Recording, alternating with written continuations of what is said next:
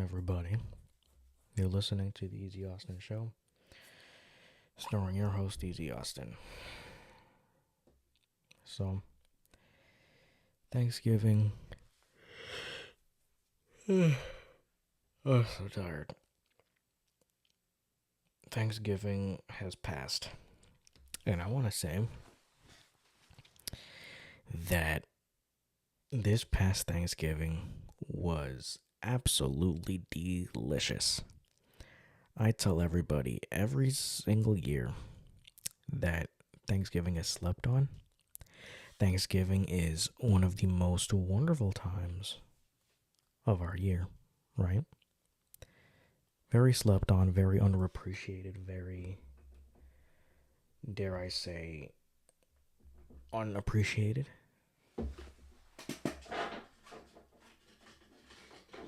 Just give me 1 second while I get set up here. Okay. People like to say that turkey is not supposed to be had. That's either because they don't like the taste of turkey, they don't like the texture of turkey, they don't like how the turkey is presented, or they're sick of tradition, right? I've always been used to having turkey on Thanksgiving. And we had a great turkey, okay? Lots of great stuff this year. We had an amazing feast. An amazing one. When I think about turkey, I think of like dry breast. The driest breast, the driest thing. And it just, I would have to think about drinking water with it. Just to pass by. Just to get it down. Just to get it all the way down easy. Right? Now, nowadays, it's just like,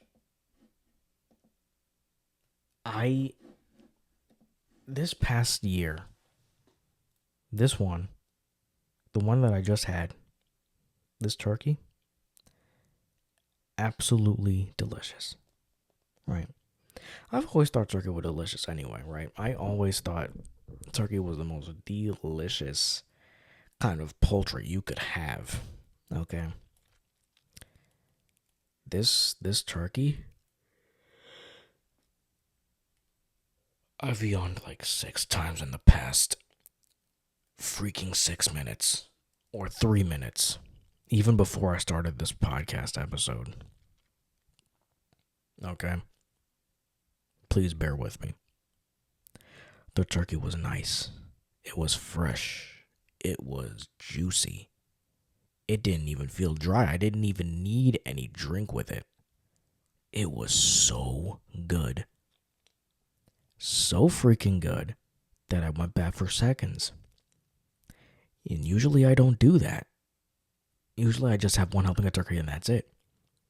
The other helpings I would have are maybe apple pie or mashed potatoes or macaroni and cheese and rice and pigeon peas, and that's all well and good.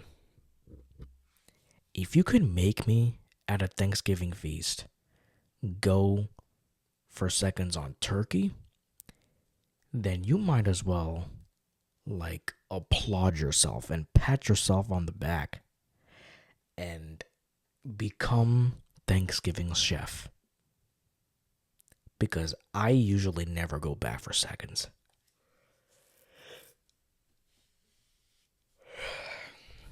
You know what? Since I'm yawning so much, I'll just tell you that I had a great Thanksgiving. Okay? I probably made an episode on this already. But I'm yawning so damn much that I thought I would make an episode on sleep. and how important it is and how I'm not doing it. So, how about we do a deep dive on the importance of sleep? It's a vital natural state of rest for the body and the brain, and it's essential for physical and mental health. It involves cycling between non-REM and REM sleep. For those of you that don't know what REM is, we're not talking about the rock band. We're talking about actual REM, R-E-M, rapid eye movement, allowing the brain to consolidate memories, clear toxins, and perform other essential functions like learning and regulating mood. Most adults need around 7 to 9 hours of quality sleep per night, and getting enough can improve concentration, mood, and overall well-being. We spend a third of our lives asleep. 1/3. Reason we know this is because we have divided our days into threes, right? There's 24 hours in a day. We have about maybe 8 hours of work, 8 hours of rest, and 8 hours of recreation, right? 8 times 3, 24. 24 cycle, and it begins all over again, right? Okay? We spend a third of our lives sleeping. Some people spend more, some people spend less. But the main thing is, it's very important, and how I'm not doing it. The reason why you yawn, and the reason why I haven't yawned, is like a brain cool down. The brain cools down somehow when you yawn. Not sure how that happens.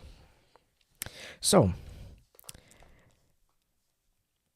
the cycles of sleep, we go through N1, N2, N3, and then REM, which is rapid eye movement.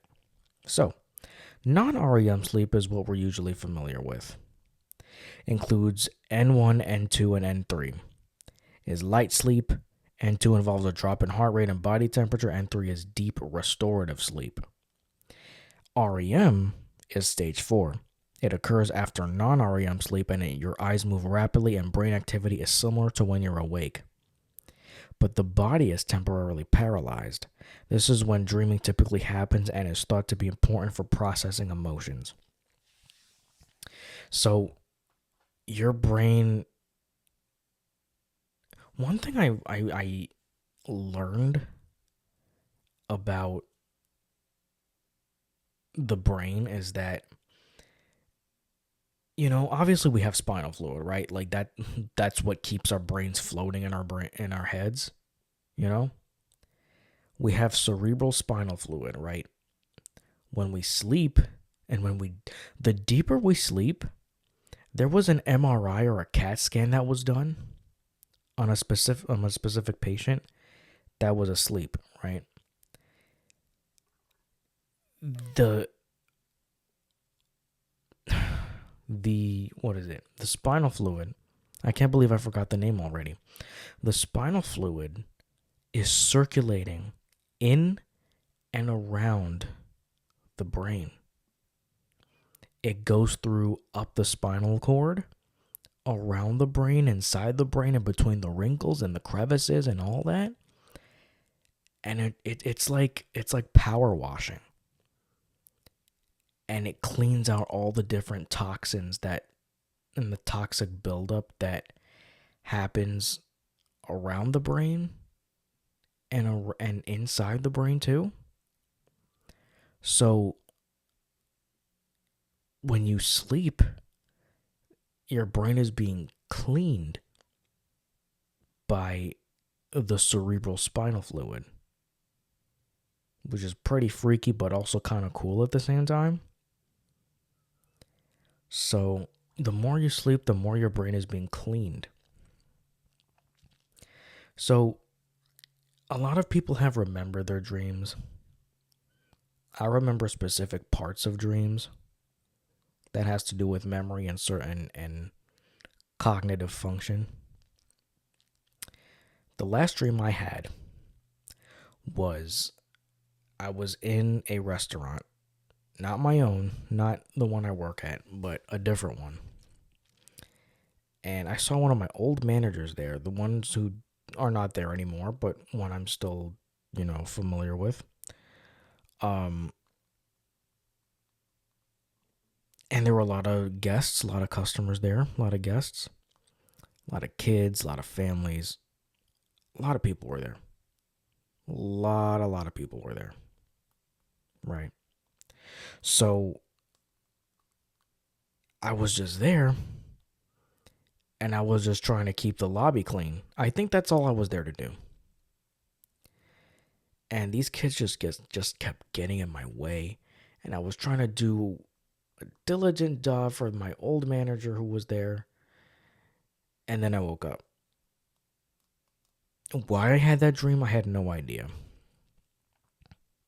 Had absolutely no idea why I had that dream. But what's interesting about that is I thought it was real. For some reason, I thought it was real. Some reason I thought, you know what, I have a new job, I have a different job, I get paid more, whatever. But that's not the case. When you dream, right? When somebody dreams, it's as if you're awake, right? So, have any of you experienced sleep paralysis? I have, and it's very freaky. It's very freaky what's happening. So, sleep paralysis is when your body is asleep, but your mind is awake. And you can't move anything. You can't even speak. You can't move your eyes, you can't move your head, you can't move your fingers or toes or limbs. You can't even turn your head, you can't even pivot your body. Nothing. You are just laying there, helpless. And you're just waiting there and waiting and waiting and waiting until somebody wakes you up. Or at least your body wakes up by itself. I've experienced this, and it is uncomfortable because sometimes I have had bad itches. I've had bad itches and I needed to scratch so bad, and I couldn't do it.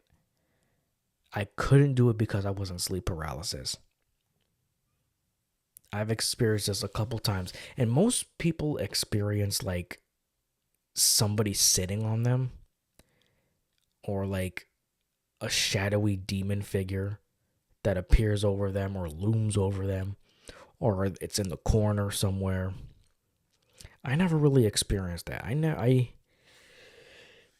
just experienced just the helplessness of just unable to move. Like I'm trying with all of my might, but I am just unable to move. It just cannot be done. It just could not be done. The longest this can last is 5 minutes. But for me, it feels like it lasts. I think the longest I've had was only a minute. It can last up to 5 minutes, I think. And that's what sources tell me. And 5 minutes is kind of long when you're not doing anything. When you're trapped and you have nowhere to go. But the crazy thing is you can't even speak. You cannot even speak. You can't even tell somebody to help you if you're in that state. It's very scary. It's very freaky.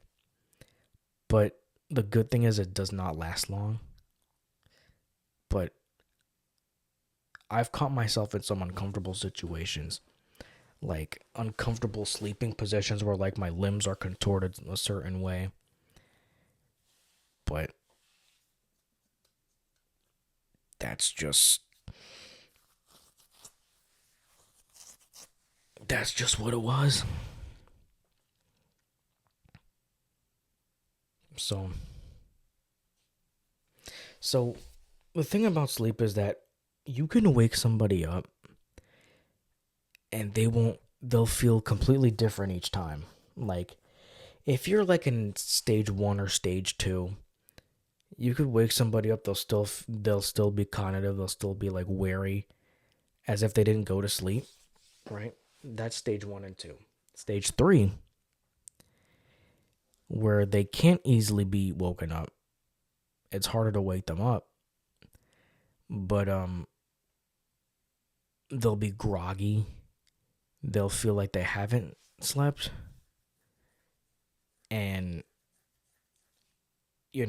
it's just harder to wake them up for certain situations. Stage 4, I think you can wake them up the easiest because that's when their brain is the most active. It's almost as if they're awake anyway. So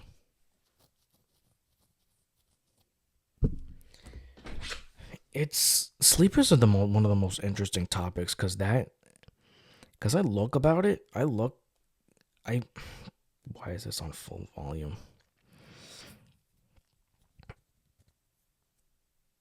Um,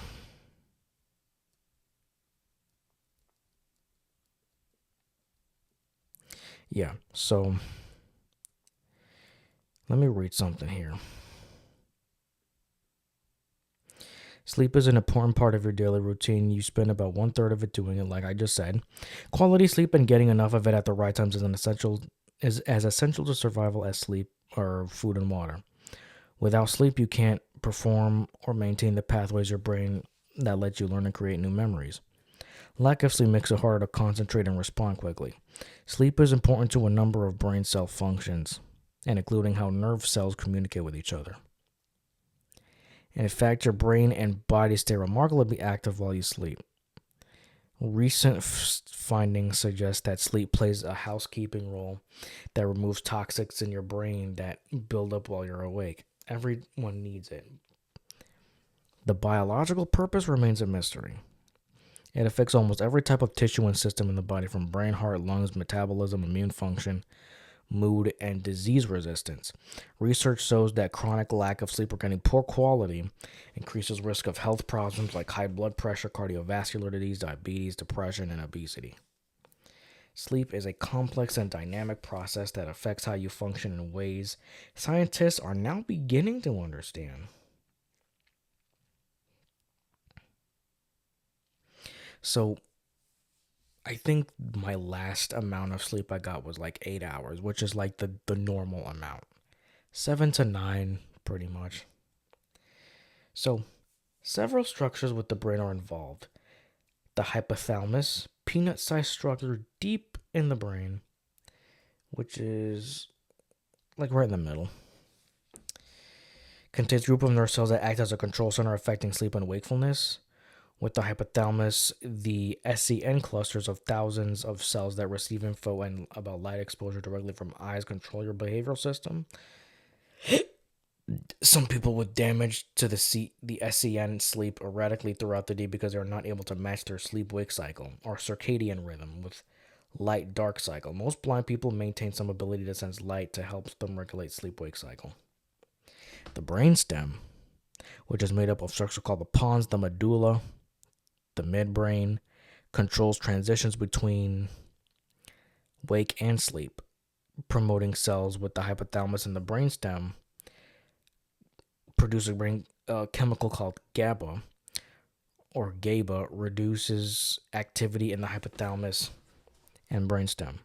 Especially the pons and medulla also play a special role in REM sleep. It sends signals to relax muscles essential for body posture and live movements, so that we don't act out our dreams. I saw this one video of like kind of like paranormal activity ish. It was like a nighttime camera. This man was full on acting his dream. Luckily, he was alone when this happened. He slept by himself. And somehow he was like kneeling and he was like digging something, or he was like pounding something with a hammer, or at least pretending to be. It looked like he was faking it, but I could tell that he was asleep because his eyes were closed. Or maybe that whole thing could have been fake. Who knows? Who even knows at this point? Um Amygdala, an almond-shaped structure involved in processing emotion, becomes increasingly active.